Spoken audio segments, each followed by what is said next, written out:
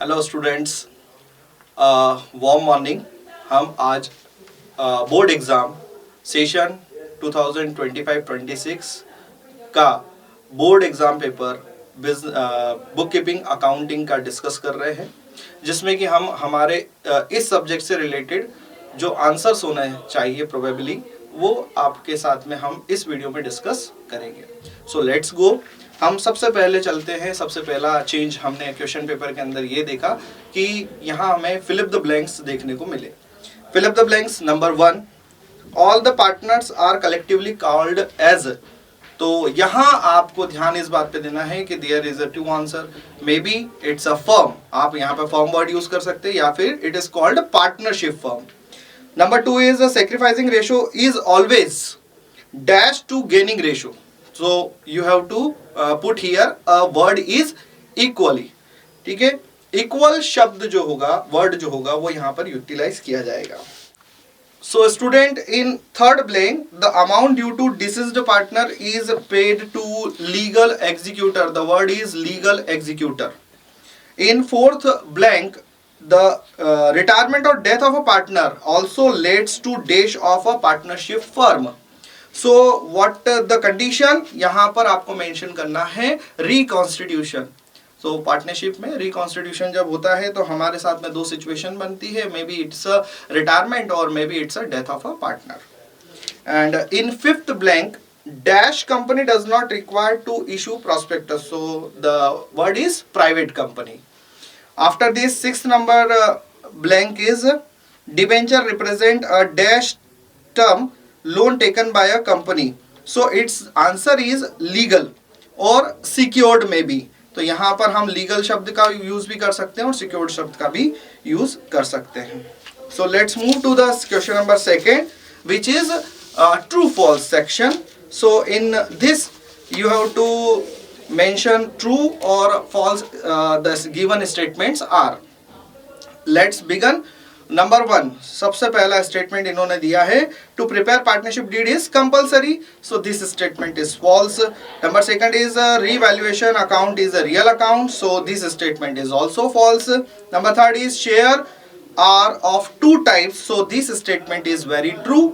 Next is number 4, debenture holders are the owner of a company. So this statement is false. Number 5 is purchase of assets is an investing activity. So this statement is true. And last statement, which is financial statement are prepared on a particular date. This statement is also true. So students, we move to our next question, which is match the column. So number 1 is purchased goodwill. So what's the match of this is option E. Option E is what? Show as an asset. Number 2 is self generated goodwill. ठीक है, self generated goodwill के लिए option आपको select करना होगा option F, which is not shown as an asset. Next is number 3, loss of P&L appropriation account. What is the treatment of this? इसको कहाँ treat किया जाता है? So the right answer is number 3 का right answer बनता है debit of partners capital account को। Partners capital account के डेबिट में जाता है लॉस। नेक्स्ट इज प्रॉफिट कहाँ जाएगा, जो कि 4th ऑप्शन है। इन्होंने पूछा profit of P&L appropriation account ये कहाँ पर ट्रीट होगा, तो ये होता है credit side of partners capital account, which is option A.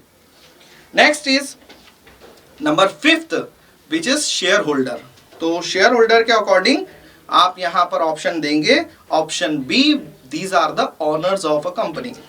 next is 6th, fixed rate of return। fixed rate of return आपको किन पे मिलता है, तो obviously preference shares, which is our D option of the question।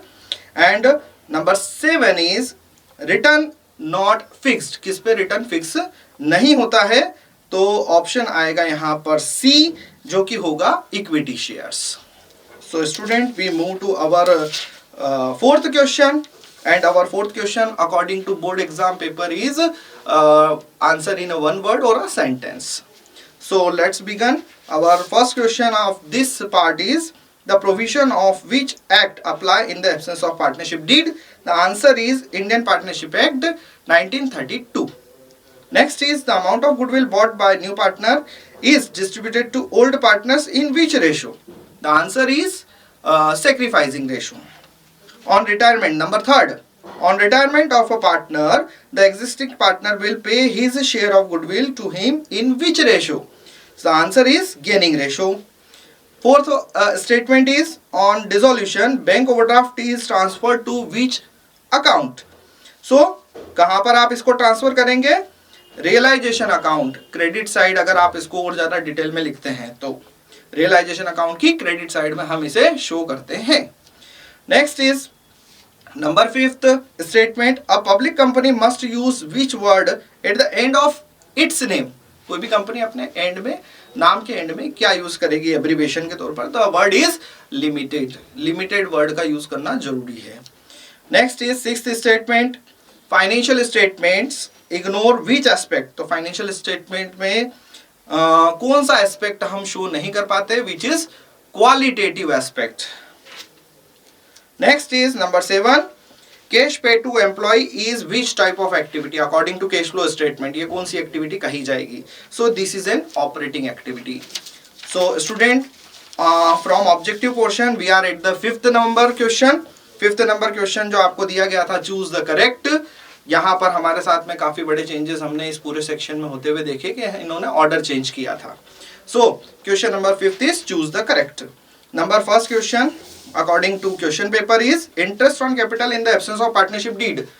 Partnership deed में interest on capital अगर नहीं दे रखी कोई कंडीशन तो क्या होना चाहिए? तो इसका ऑप्शन जाएगा D, is not paid. Second number, on admission of a new partner, undistributed profit is transferred to which account? ये कहां पर जाएगा? इसका आंसर क्या होगा? Option A is the answer, old partners account. Number third, which account is prepared for sale of asset. Asset को बेचने के लिए आपको कौन से अकाउंट का यूज करना पड़ेगा? So the answer is option A, realisation account. Next is number 4, interest rate on calls in arrear is according to table F. Table F के अकॉर्डिंग इंटरेस्ट रेट कितनी कही गई है कॉल्स इन एरियर की? So it is a 10%, which is option number C. C option रहेगा 10% का. And next is number 5th, the balance sheet of a company is prepared according to which schedule of Indian companies act 2013. तो हम इसको schedule 3 के according prepare करते हैं. Schedule 3 is your C option. C option इसका correct answer रहेगा. And number 6 is cash flow statement is related to which. कौन से एस्पेक्ट अकाउंटिंग स्टैंडर्ड के अकॉर्डिंग इसको अंडरस्टैंड किया गया है? तो हमें इसका आंसर देना है ऑप्शन ए, अकाउंटिंग स्टैंडर्ड 3. यहां पर हमारा ऑब्जेक्टिव वाला सेक्शन जो है वो ओवर हो जाता है students. So dear student, our next section is 2 marks question. और हमने ये फाइंड किया कि हमारे इस साल के क्वेश्चन पेपर में शुरुआत के कुछ क्वेश्चंस जो कंप्लीटली थ्योरेटिकल है, like question number 6, 7, 8, 9, 10 up to 10 number question from starting to 6 to 10, these are the theoretical one. क्योंकि क्वेश्चन नंबर 11 में हमें न्यूमेरिकल देखने को मिला है तो हम उसको भी डिस्कस करेंगे. क्वेश्चन नंबर 6 में इन्होंने किस बारे में बात की है?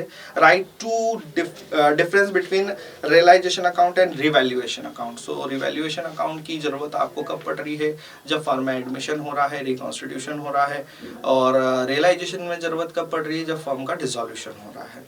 और इनके अंदर प्रॉफिट रेशो जो भी होता है, प्रॉफिट होता है या लॉस होता है, वो कैसे डिस्ट्रीब्यूट करेंगे? तो रिवैल्यूएशन के समय पर ओल्ड पार्टनर्स में डिस्ट्रीब्यूशन होता है अगर वो एडमिशन का केस है तो. अगर रिटायरमेंट का केस है तो हम वहाँ पर कहेंगे ऑल द एग्जिस्टिंग पार्टनर्स जो बच जाते हैं. एग्जिस्टिंग का मतलब है जो बच जाते हैं, उन पार्टनर्स में ये बटेगा रिटायरमेंट के बाद में. और अगर डिसॉल्यूशन के समय पर रियलाइजेशन अकाउंट से होने वाले प्रॉफिट या लॉस है वो किन में डिस्ट्रीब्यूट होंगे? तो वो डिस्ट्रीब्यूट होंगे ऑल द पार्टनर्स, सभी पार्टनर्स में. अगर प्रॉफिट है तो भी सभी में बटेगा, लॉस है तो भी सभी में डिस्ट्रीब्यूट होगा. इसी का और कंडीशन क्वेश्चन नंबर 6 का जो और दिया हुआ है, write two condition of compulsory dissolution of firm. तो फर्म का कंपल्सरी डिसॉल्यूशन होने के लिए या तो किसी पार्टनर का इंसॉल्वेंट हो जाना है या किसी पार्टनर के द्वारा इंटीमेट किया जाना है कि फर्म को डिसॉल्व किया जाए in the interruption of the law. Law के इंटरप्शन के बाद ये आप रीजन वहां पर मेंशन कर सकते हैं. क्वेश्चन नंबर 7 की तरफ चलते हैं. क्वेश्चन नंबर 7 में इन्होंने कहा clarify the meaning of perpetual succession. बेटा परपेचुअल सक्सेशन कंपनी के कैरेक्टरिस्टिक्स मतलब उसके मीनिंग और डेफिनेशन से आया हुआ एक टर्म है।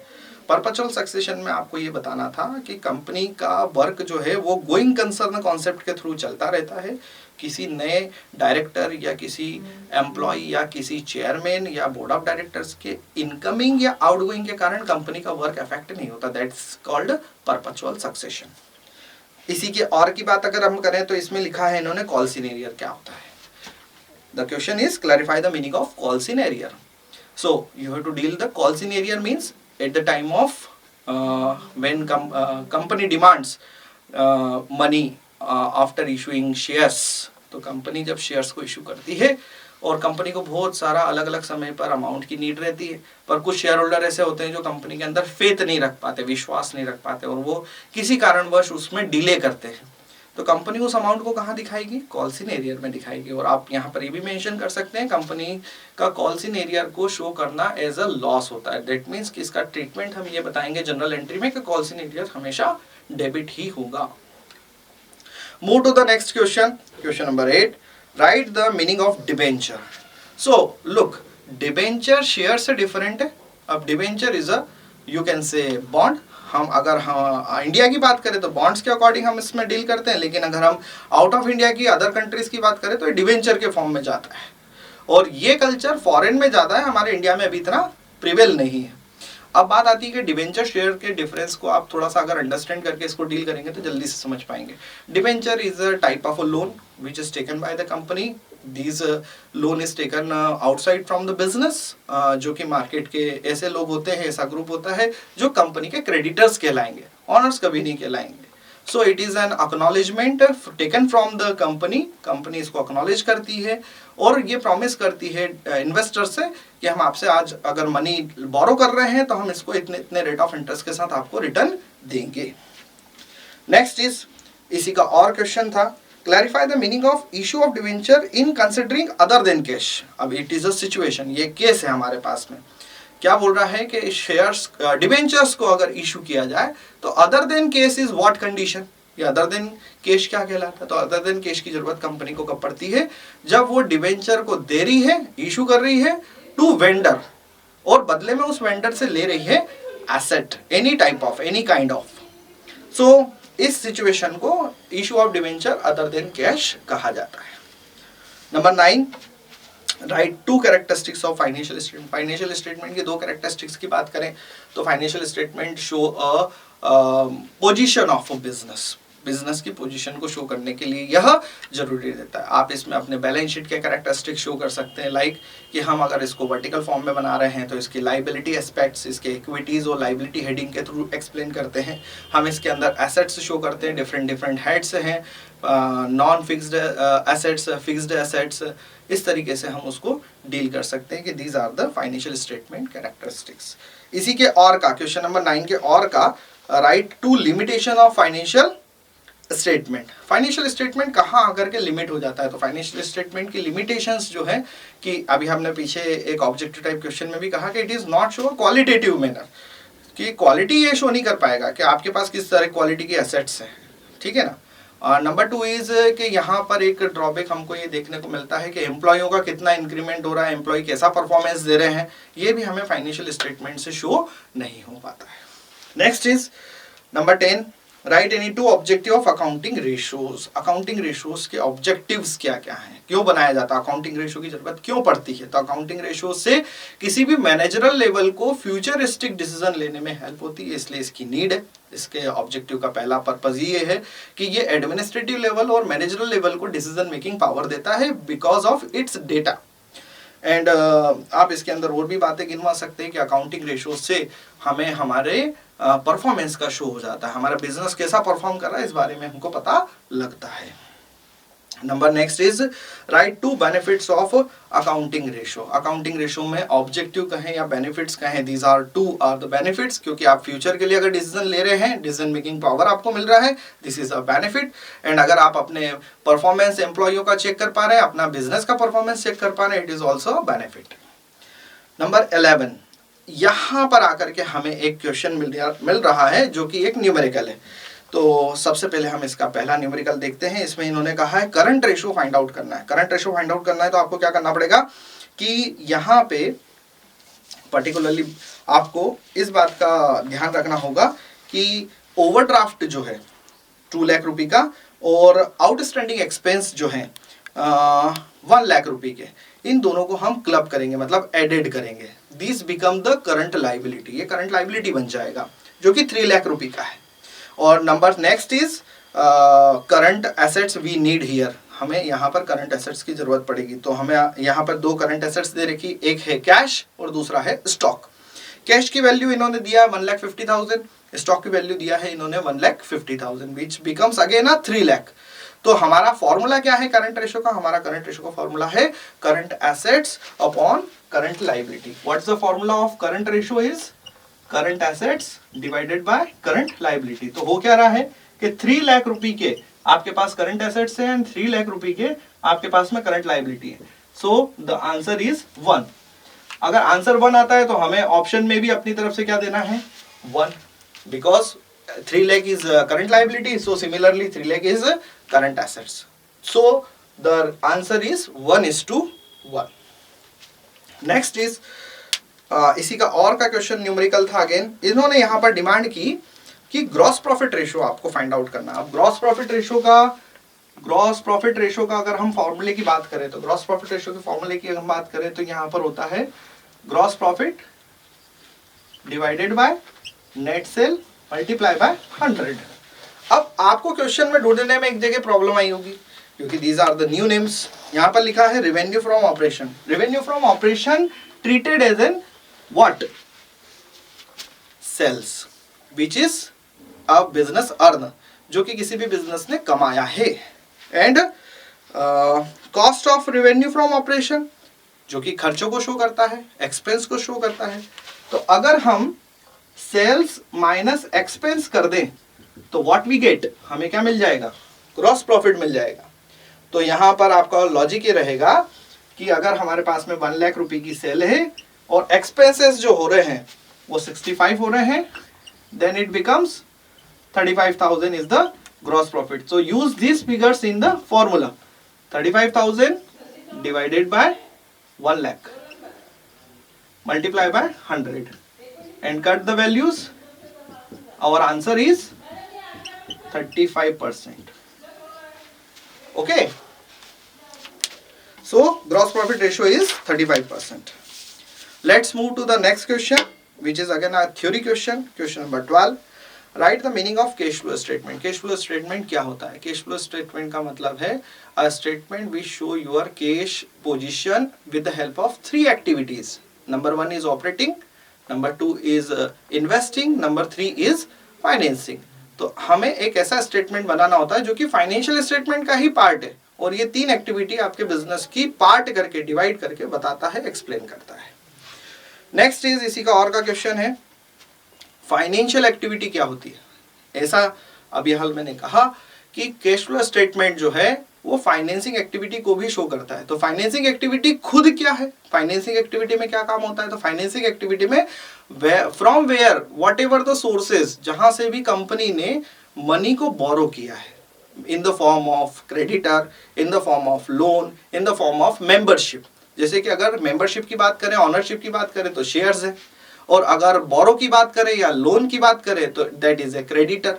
तो जितने भी फंड्स बिजनेस में कंपनी ने मार्केट से लाए हैं, दीज आर द इनकमिंग्स, ये सभी के सभी इनकमिंग्स है। और आउटगोइंग क्या है? इनके रीपेमेंट्स हैं, इनके रिडम्पशंस हैं और इनके इंटरेस्ट और डिविडेंड्स हैं।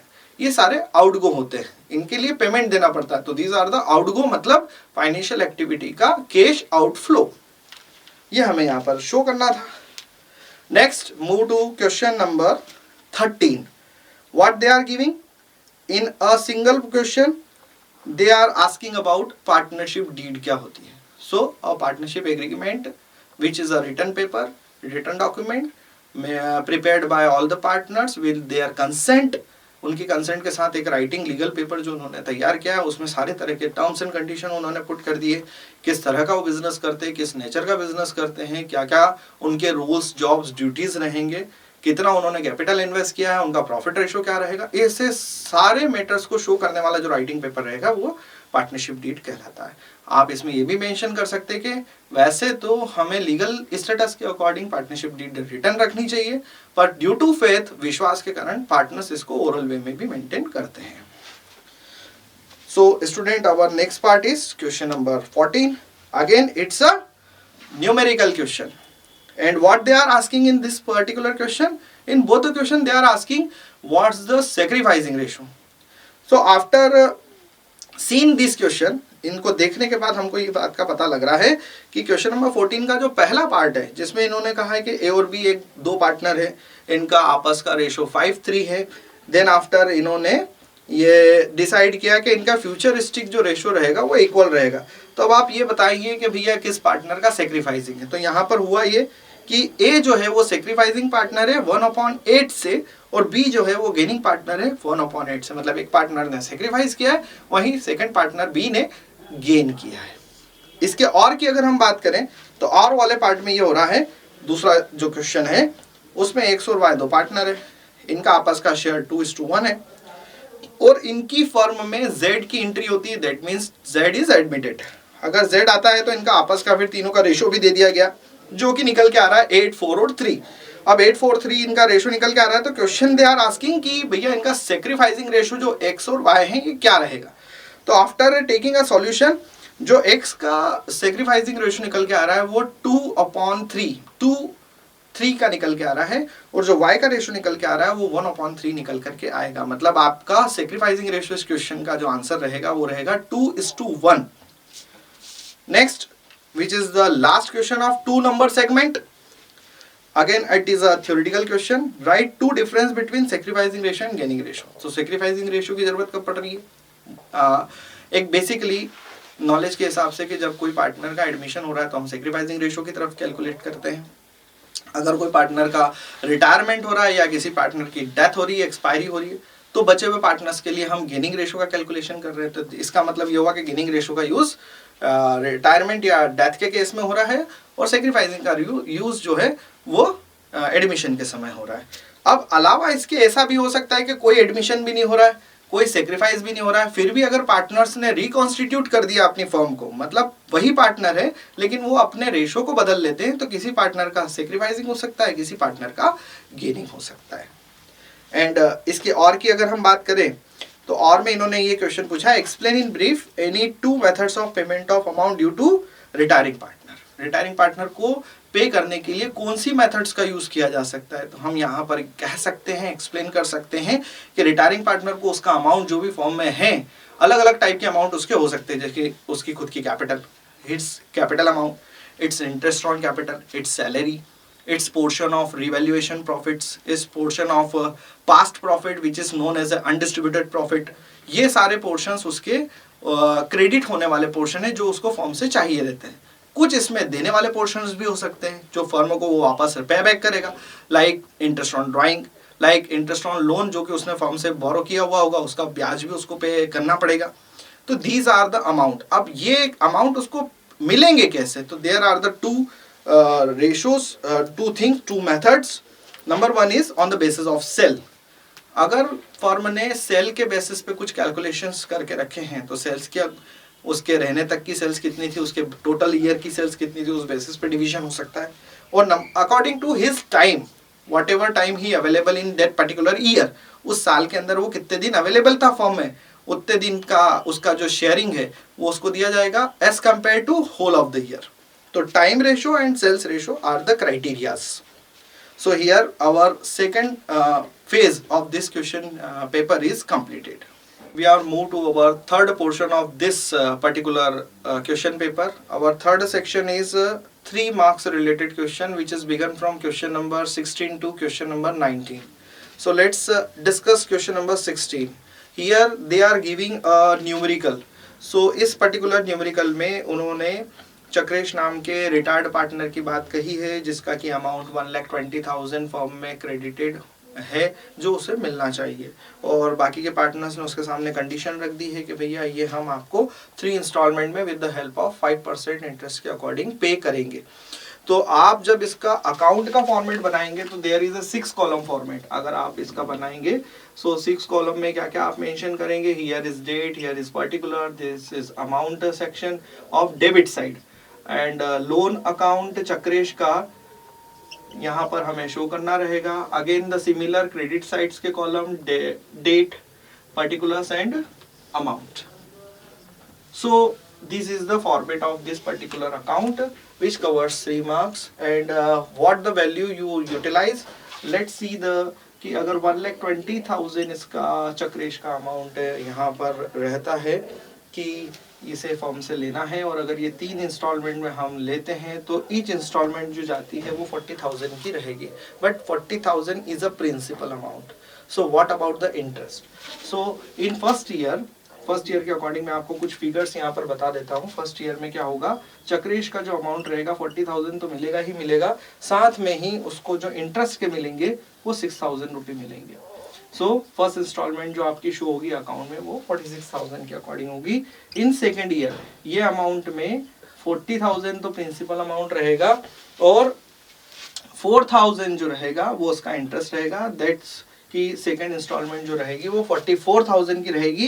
इन third year which is the final year of payment, last instalment रहेगी 40,000 का मेन प्रिंसिपल अमाउंट रहेगा और 2,000 उसका इंटरेस्ट रहेगा, दैट बिकम्स 42,000 पर आकर के यह लोन अकाउंट कंप्लीट हो जाएगा।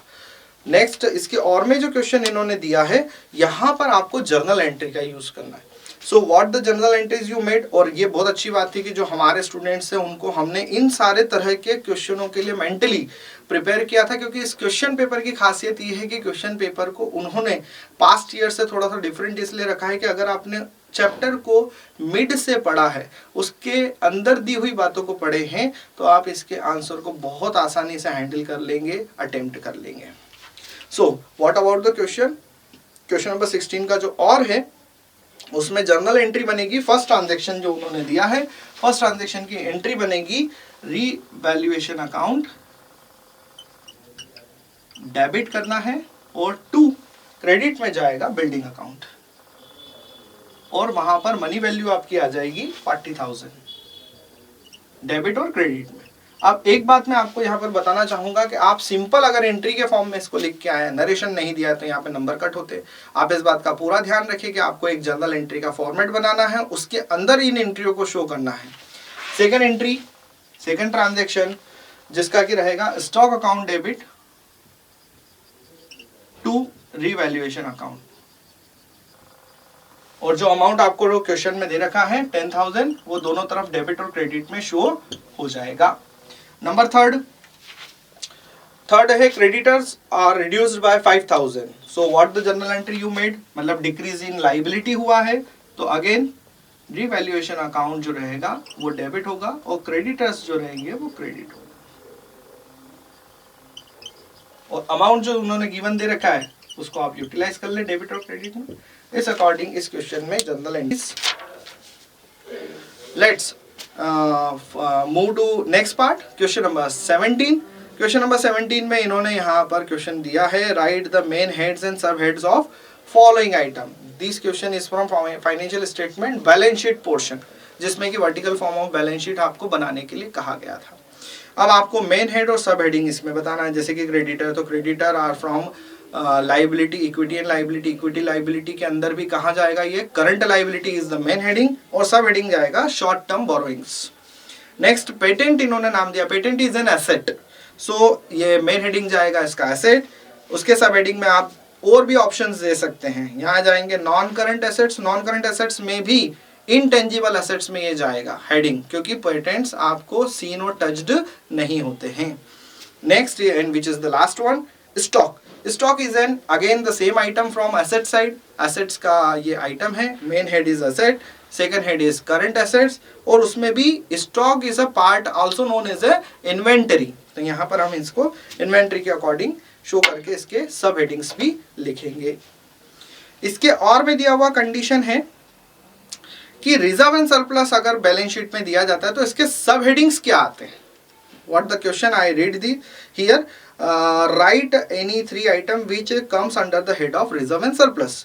तो रिजर्व एंड सरप्लस में क्या होता है, number 1 capital reserve, all the type of reserve, whatever you know, capital reserve, capital redemption reserve, security premium also here recorded, and a debenture redemption reserve, any type of fund, any type of surplus, these items are shown under the head of reserve and surplus. You can highlight it, this one.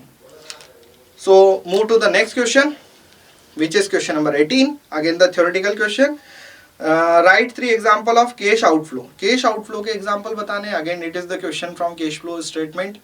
तो outflow का मतलब है जहां जहां पर आप पैसा खर्च कर रहे हैं. अब उसने आपको यहाँ पर फ्रीडम दे दी, आप ऑपरेटिंग एक्टिविटी से बता दीजिए, फाइनेंसिंग एक्टिविटी से बता दीजिए, इन्वेस्टिंग एक्टिविटी से बता दीजिए, पर बताइए क्या जिन कारणों से कैश बाहर जा रहा है. जैसे कि आपने फिक्स एसेट परचेस कर ली, purchase of fix asset, purchase of machinery, purchase of furniture, आपने यहाँ पर पेमेंट दे दिया फाइनेंसिंग एक्टिविटी में, like redemption of preference shares या डिबेंचर्स, या फिर रीपेमेंट ऑफ बैंक लोन, या फिर पेमेंट ऑफ डिविडेंड्स, ये सारे आउटफ्लो ही आप बता रहे हैं.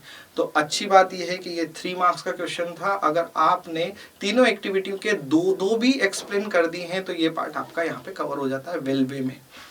Next is question number 19. Question number 19 is again question of numerical one.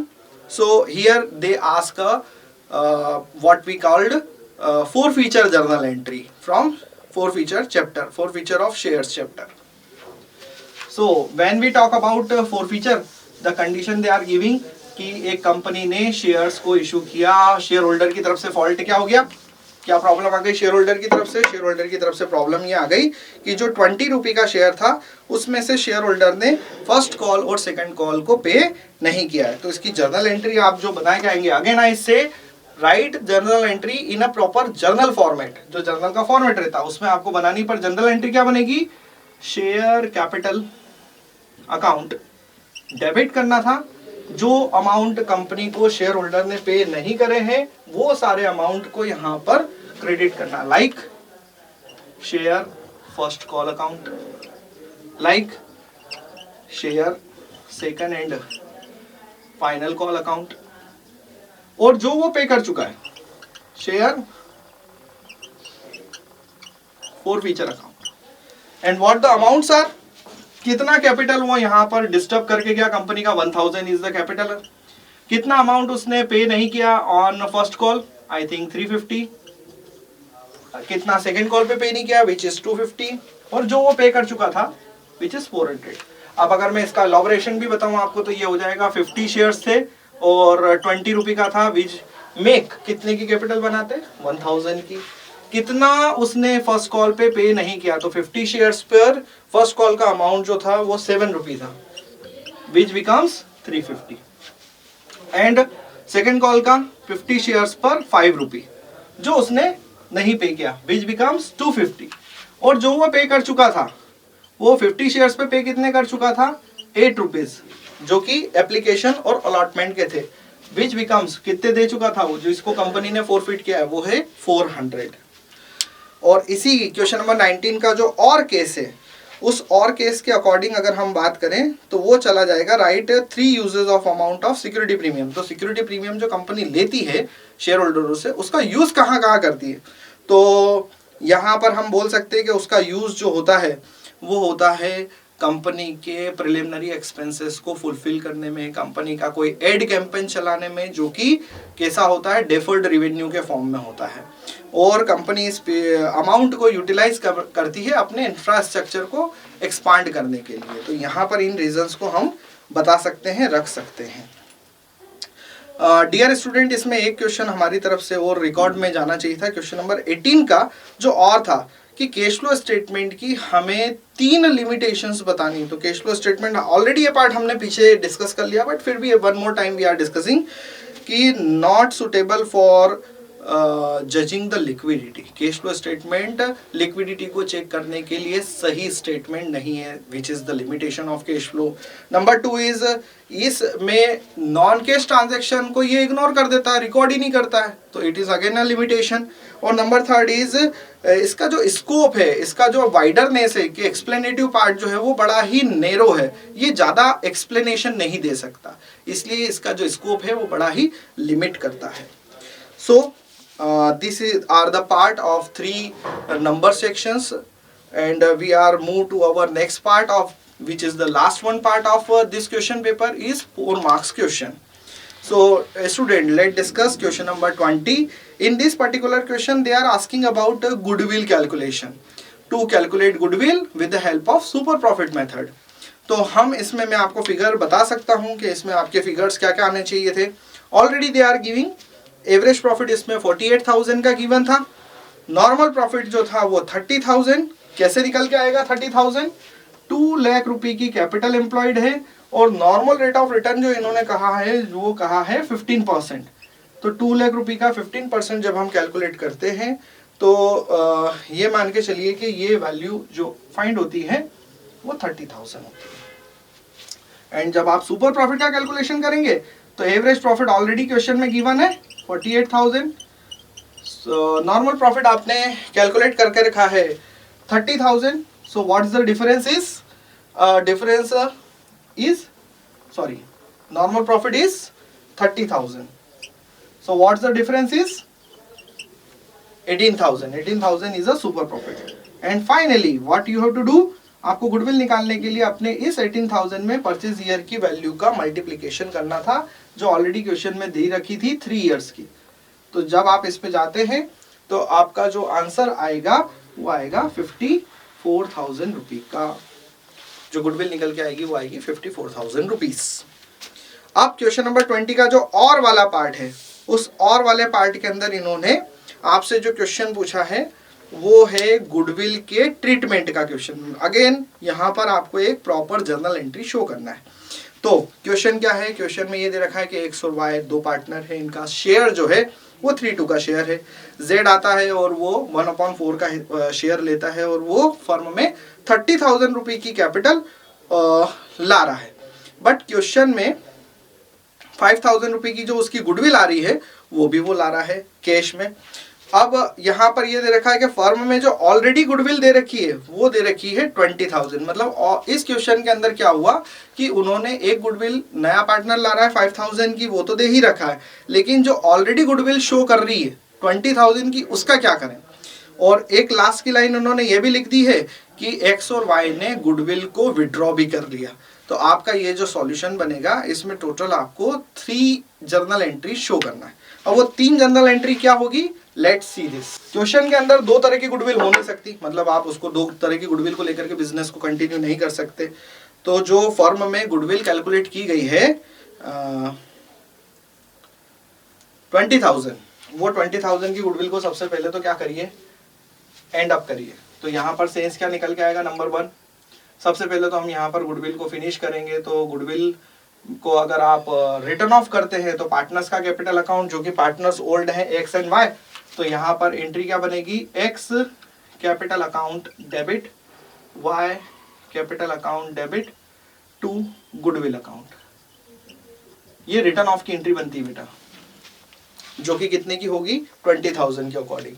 और इनका आपस का जो शेयर है वो रहेगा 12,000. एंड इस 20,000 को जब आप डिवाइड करेंगे, काहे में डिवाइड करेंगे, इनके ओल्ड रेशो में, तो ये इस तरह से शो होगा.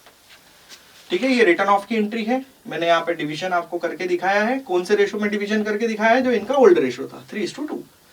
सेकंड, नया पार्टनर कुछ अमाउंट लेकर के आया, नया पार्टनर कुछ अमाउंट लेकर के आया तो दैट मीन्स कैश आया, cash account debit to partner name is Z, जेड्स कैपिटल अकाउंट.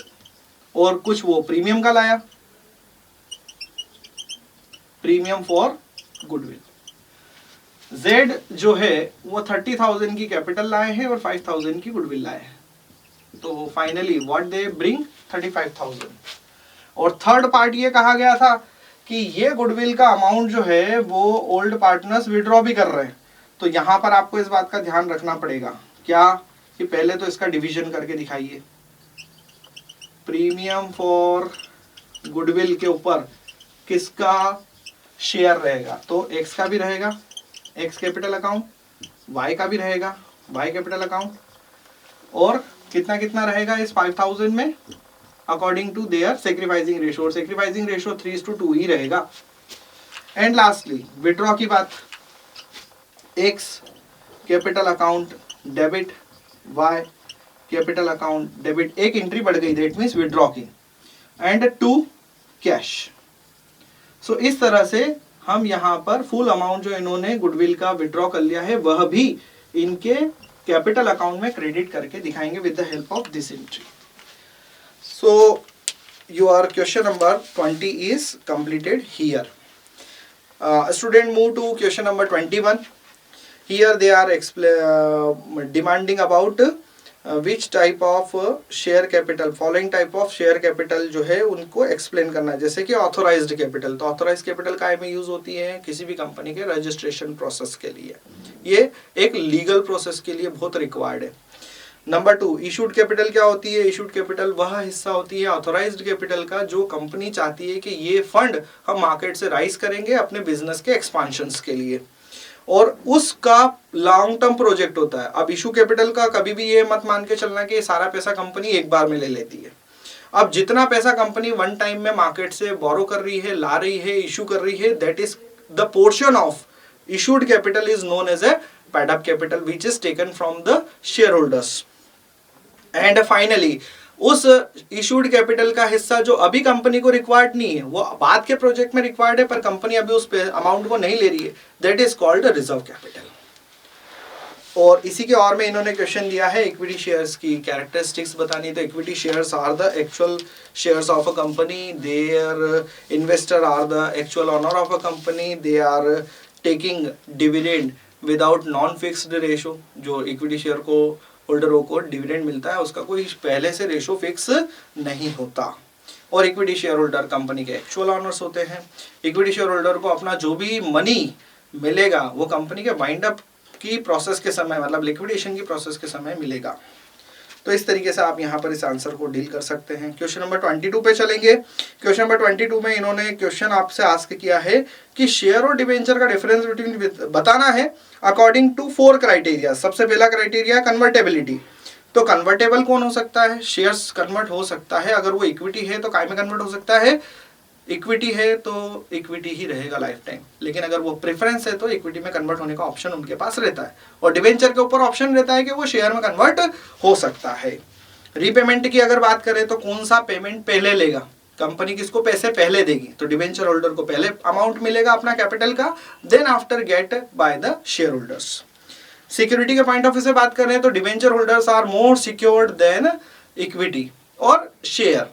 क्यों? क्योंकि डिबेंचर होल्डर के ऊपर रेट ऑफ रिटर्न जो है वो इक्विटी के कंपैरिजन में काफी लो रहता है, इसीलिए जो सिक्योरिटी है वो डिबेंचर में ज्यादा है और शेयर्स में रिस्क ज्यादा है। And right, last one is the voting right. अब वोटिंग राइट जो है वो पर्सन पर्टिकुलर मैटर बिलोंग करता है किसी भी कंपनी की मीटिंग्स में, कंपनी के फ्यूचरिस्टिक डिसीजंस में। तो डिबेंचर होल्डर है वो not much rights. Debenture holder को सिर्फ उनके खुद से रिलेटेड इश्यूज में राइट्स होते हैं, अधिकार होते हैं, लेकिन इक्विटी होल्डर या शेयर होल्डरों को कंपनी के डिसीजन मेकिंग पावर के लिए राइट्स ऑलवेज प्रोवाइड किए जाते हैं according to law. Then after इसका क्वेश्चन नंबर 22 का जो सेकंड पोर्शन है और कंडीशन है, उसमें इन्होंने क्वेश्चन पूछा है briefly explain the type of debenture on the following basis. तो फॉलोइंग बेसिस में क्या आएगा? Number 1 from coupon rate of point of view. अब कूपन रेट क्या होता है? Coupon rate is a guaranteed amount which is a fixed amount, कि भैया हम आपको इतना तो देंगे ही। कूपन रेट के डिबेंचर का मतलब ये होता है कि कंपनी यहाँ पर क्लैरिफाई कर चुकी है कि आपको जो रेट हमने फिक्स करके जो मनी आपसे बोरो किया है ये कभी भी आपका लैप्स नहीं होगा, ये आपको 100% मिलेगा। और रजिस्टर्ड टाइप ऑफ डिबेंचर की अगर बात की जाए तो ये डिफरेंट होते हैं, क्योंकि कंपनी के पास में ऑप्शन है। बहुत सारे डिबेंचर होल्डर होते हैं कि भैया मेरे को अभी सिर्फ मनी इन्वेस्ट करना है लेकिन रजिस्ट्रेशन मुझे नहीं करवाना है। क्यों? क्योंकि that are called bearable debenture. Bearable debenture में ये है कि ऑनरशिप फॉरवर्ड की जा सकती है, चेंज की जा सकती है। रजिस्टर्ड डिबेंचर में जिसके भी नाम पर डिबेंचर है उसी के नाम पर वो रहेंगे life long. And which is the last question of this पूरा क्वेश्चन पेपर के अकॉर्डिंग अगर अपन बात करें तो question number 23 again here they are giving 2 way. एक में उन्होंने थ्योरी रखा है और एक में उन्होंने न्यूमेरिकल पोर्शन दिया है। तो पहले थ्योरी का क्वेश्चन है, इसमें उन्होंने पूछा है describe the provision applicable in the absence of partnership on the following basis. इसको बहुत अच्छे से पॉइंट वाइज एक्सप्लेन करके आपको बताना था। नंबर 1, अगर पार्टनरशिप डीड एब्सेंट है पार्टनर्स ने पार्टनरशिप डीड को या तो साइलेंट रखा है या फिर उन्होंने रिटर्न में नहीं बनाया है, तो इसको बोलते हैं पार्टनरशिप डीड का एब्सेंस होना। तो इंट्रोडक्शन में हम ये बात बता सकते हैं। नंबर 2, P&L का डिस्ट्रीब्यूशन कैसे होगा? तो पार्टनरशिप डीड अगर एब्सेंट है तो P&L इक्वली डिस्ट्रीब्यूट होगा। नंबर 2, रेम्युनरेशन मिलेगा क्या पार्टनर्स को? No remuneration allowed. एक किसी भी पार्टनर को भले ही उसने कितना ही काम किया है, कितना ही वर्क दिया है, कितने ही आवर्स दिए हैं, उसको कोई रेम्युनरेशन नहीं मिलेगा। नंबर 3, यहाँ पर interest on loan given by partner. अगर पार्टनर ने फर्म को लोन दिया है तो क्या उसको ब्याज मिल सकता है, इंटरेस्ट मिल सकता है? यस, मिल सकता है, but at the rate of 6% as per the law.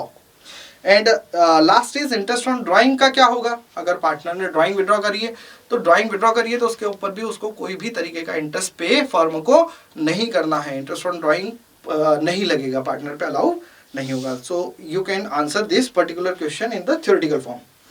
अब क्वेश्चन नंबर 23 का जो लास्ट फेज है इसको मैं आपसे डिस्कस कर रहा हूँ। यहाँ पर मैं आपसे सिर्फ आंसर ही डिस्कस करूंगा, क्योंकि P&L अप्रोप्रिएशन बना करके, P&L अप्रोप्रिएशन आपके फर्स्ट चैप्टर से रिलेटेड है, और P&L अप्रोप्रिएशन बना करके आपको डिवीजन बताना था कि गारंटी का ये जो क्वेश्चन है जिसमें कि सी नाम के पार्टनर को ए और बी ने गारंटी दी है, तो आफ्टर गारंटी कितना इनको प्लस और माइनस हो रहा है। तो मैं आपको सिंपली डिवीजन बता देता हूँ। डिवीजन के अंदर आपको ये करना था कि जो P&L अप्रोप्रिएशन अकाउंट आप बनाते, एंट्री आप करते, प्रॉफिट लिखते।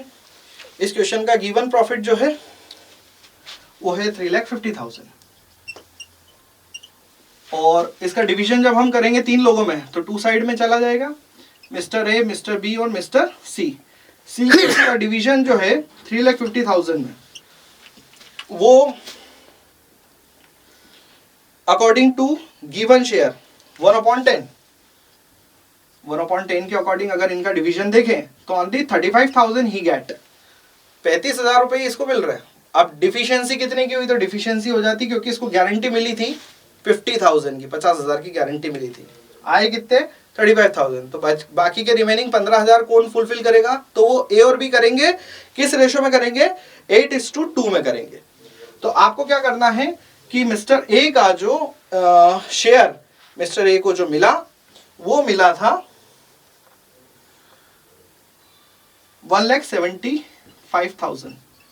मिस्टर बी को जो शेयर मिला, एज पर प्रॉफिट डिस्ट्रीब्यूशन बात कर रहे हैं बेटा अपन, बी को जो शेयर मिला 1,40,000।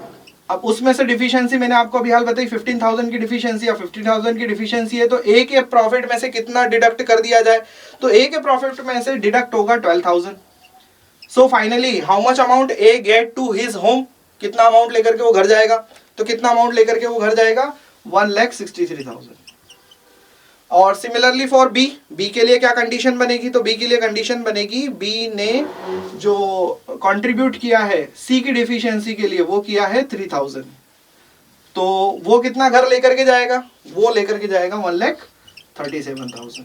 एंड फाइनली ये दोनों पोर्शन ए और बी से मिलने के बाद कितना कितना हो जाएंगे? 12,000 एंड 3,000, ये 15,000 हो गए, और सी का जो गारंटेड अमाउंट था 50,000 का वो उसको मिल जाता है। लास्ट में आप टोटल लगा दीजिए, 3,50,000 debit side and similarly 3,50,000 credit side. So these are the your solution portion of this year board exam paper. So all the best. मैं आशा करता हूं कि आप सभी ने अपना पेपर इस तरीके से वेल वे में दिया होगा और आपके स्कोर्स अच्छे आए, ऐसा मैं प्रे करता हूं। Thank you so much.